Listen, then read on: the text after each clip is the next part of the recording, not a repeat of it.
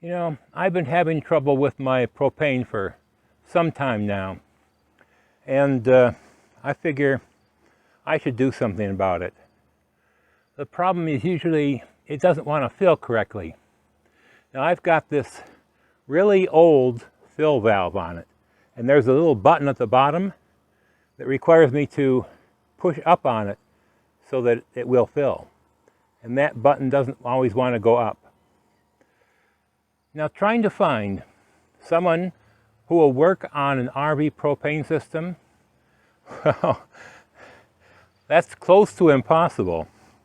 But I found someone up here in Wisconsin, of all places. A place called River Country Co-op. They're out of Bloomer, at least the one that I called. And they actually came on site to do the repairs. Now, I've heard horror stories where getting these off has been nothing but a struggle. And it's as if the threads here were welded to the tank itself. What I did is I got some penetrating oil, and for several days I soaked the threads.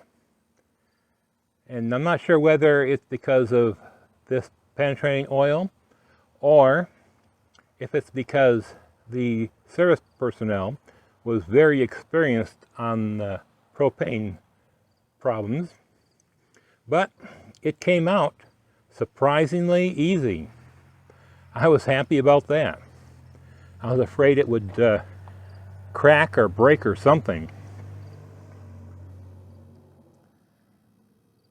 After the old fill valve was removed, it was fairly easy just to add in this new fill valve.